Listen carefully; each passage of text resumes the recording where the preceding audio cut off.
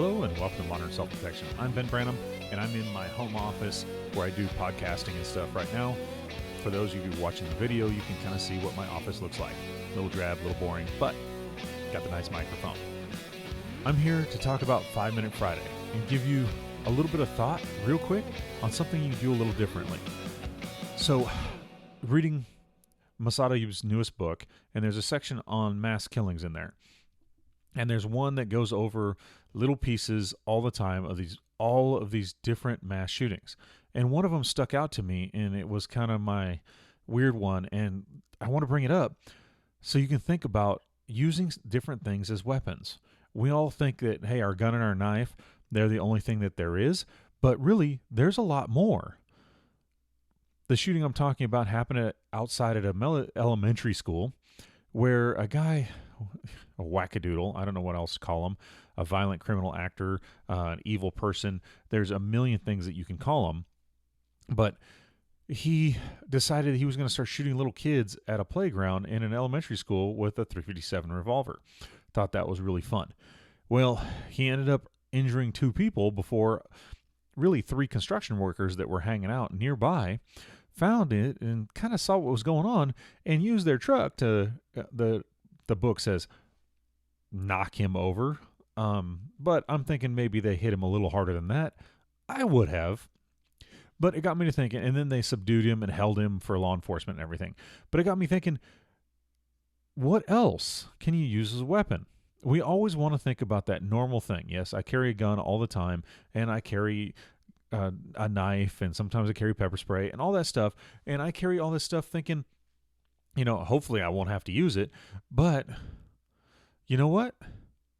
What else can I use? What else is around you? Especially in those non-permissive environments. I can't even say it, MPAs. What are you going to use? And what could you use as a weapon? Fire extinguisher is a real good one that always comes up. But other things like, your vehicle. It's a great weapon. A vehicle against a person, the person's going to lose every time. Perfect for you, right? But what else can you do? What else can you use? What else is out there? And I want you to think outside the box. Our great military leaders in the past, the people that we see as heroes in the movies and in books, and if you read history, you see as they're the ones that thought outside the box. And I remember being in high school, I'm 40 now, where the teacher's trying to get us to think outside the box. Well, can you do outside the box thinking with your weapon? What else can you use? What other tactics can you use? What other equipment can you use that you don't normally think about as weapons? Like your vehicle. I mean, that's not something I drive around every day and think about it as a weapon, but it's there if I need it. Baseball bats, those, a lot of people in England are starting to use those, right? If you look at the Amazon stats when stuff was sold, they can't use guns and knives over there, but so they all bought baseball bats. Everybody's going to start playing baseball all of a sudden? Probably not.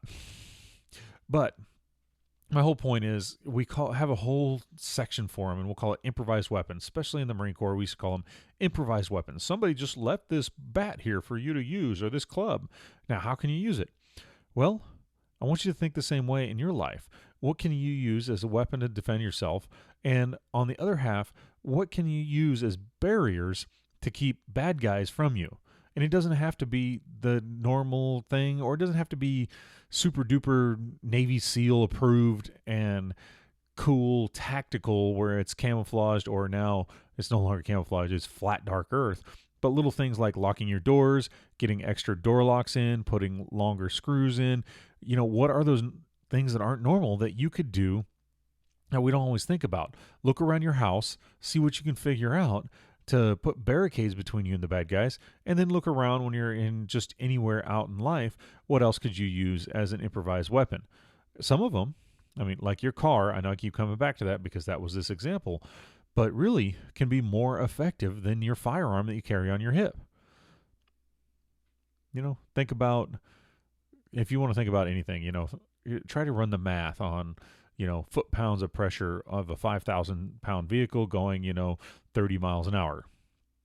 I'll bet it beats your handgun at 400 or 500 foot-pounds per inch per foot. It's foot-pounds per foot. Oh, I can't even say it, foot-pounds of pressure. But I'll bet that truck is a lot more, or my car is a lot more than any of things that you could shoot out of a gun. Just more mass there. Anyways, just food for thought. I wanted to give you this quick 5-minute Friday for something else to do and think about.